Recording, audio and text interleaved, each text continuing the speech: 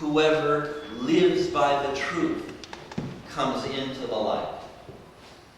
It's those who trust Jesus enough to come into the light who are the ones who are saved, who are the ones who believe in him and are not condemned. So the key element here is that we have to trust Jesus enough. We have to live by the truth enough to be willing to come into the light. Now, in part, that goes with our prayer of confession. We usually say a prayer of confession. It's kind of formalized. I mean, we don't sit there and list our personal sins right here in the middle of the service. But it is meant to remind us about that. So this business of coming into the light, is partly about confession, about being willing to acknowledge what we've done, and so on. But there's more to it than that. Most of us are sometimes afraid of who we are. Or we're afraid to let ourselves be truly known. Because we feel that if other people truly knew what we were really like, they wouldn't like us. They wouldn't love us.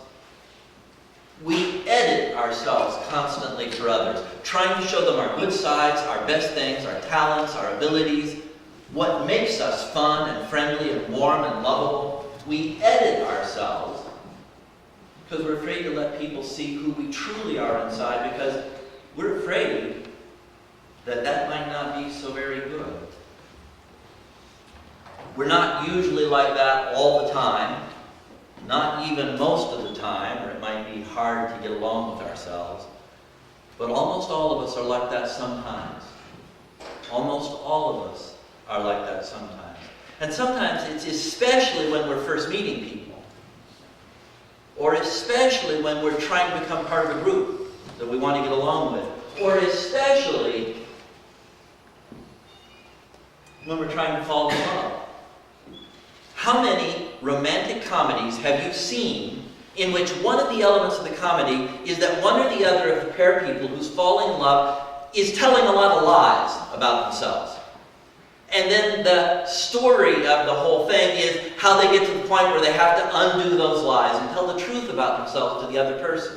And it turns out that that's when the other person starts really, truly loving them. My favorite example is Aladdin, but maybe you don't think of that as a romantic comedy. But he tells all these lies because he thinks if she really knew he was a beggar and a thief. I mean, just because he sings a song about it at the beginning, it makes it sound cute and delightful to run around stealing. He's a thief. He's afraid that if she really knew that he was a thief and not a prince, that'd be it. It'd all be over. But the truth of the matter is, it isn't until the truth comes out that she's really in love with him. And how many times have you seen that pattern in other romantic comedies? A dozen? 100? It's a standard element. And we do it in our own lives too. I can't think. Well, yeah, I can, because there weren't that many girls. At least 5 or 6 times when there was a girl that wanted to get interested in me, I started not by telling outright lies, but I only showed her the good stuff. I only showed her the good stuff, and the talented stuff, and the cheerful and fun stuff. And there was lots of stuff that I was hiding. The girl I married turned out to be the girl I couldn't hide from anymore. We're afraid to come into the light.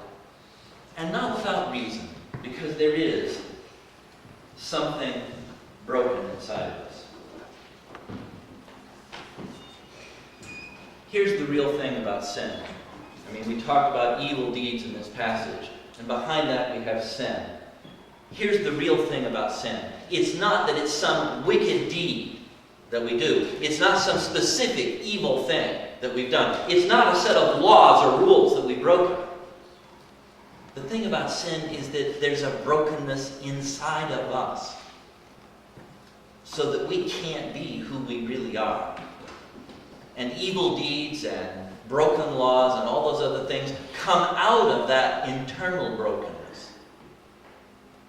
that internal fact that we are not the people we really want to be, and even when we try to be, we fail, and then a lot of the time we don't even try. And we see that inside ourselves, even if we hide it from others. And so, we try to hide it from others. Evil is not a thing in and of itself. It can't exist all by itself. Evil is a brokenness in something that was created good. Evil is a twisting or a distortion of something that was meant to be good and beautiful and right and true.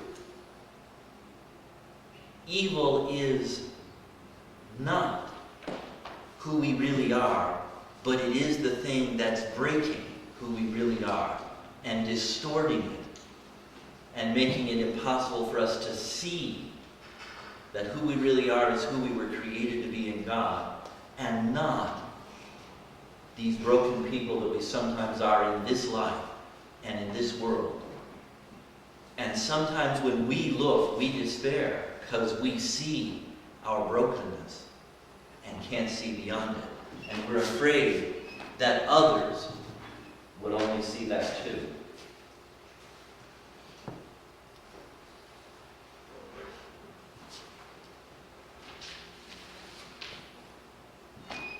And that, I think, is where this passage comes back to us.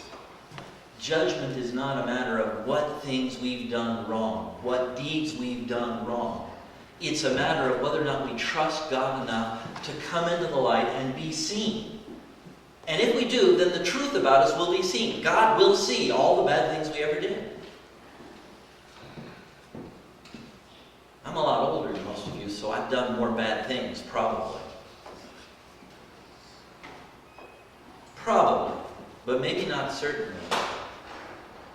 When I read, especially when I read about things like teenage suicide and such, I discover that, in fact, despite being young and you would think full of hope and promise and openness to a wonderful future, it's precisely in the years from 10 to 20 that people are most often in doubt about who they are and how they feel and whether there's any good in them.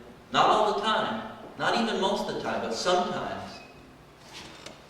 Almost every teenager at some point feels really badly about themselves. The thing about trusting Jesus is not somehow becoming good enough to dare to come in the light so it can be seen that you've been good all along. So it can be seen that everything you've done is wonderful. It's rather about coming to trust Jesus enough that we can dare to come into the light so it can be seen that we're broken, that we did bad stuff. Not just bad stuff in the ordinary way, but there have been times when we have lied, not just to the people around us, but to the people we love the most. And would say, if you asked us, that those are the people we most want not to hurt. And yet the truth of the matter is those are the people we hurt the most. Have you ever been hurt worse than by your parents or someone you were in love with? Have you ever hurt anyone worse than someone that you were in love with? I'd say that's evidence of our brokenness.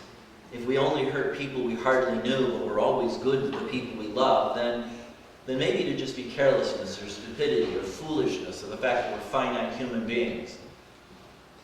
But when it turns out that the people we hurt the worst are the people we love the most, and ask any long-term couple or any married couple about that and you'll see that it's true. The people we hurt the most are the people we love the most. No wonder we're afraid to come into the light, but that's where the judgment lies.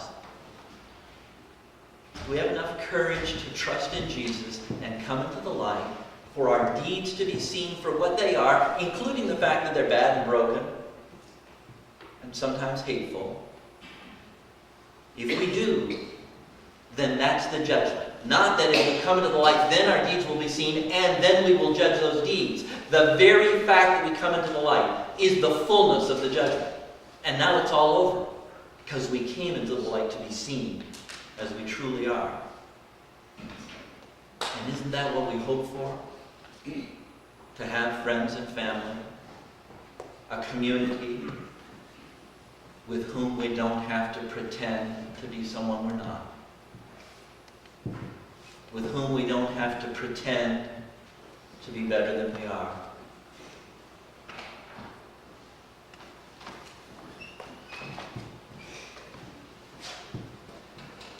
And then a funny thing happens. I know for me sometimes it's like I can't get to sleep at night.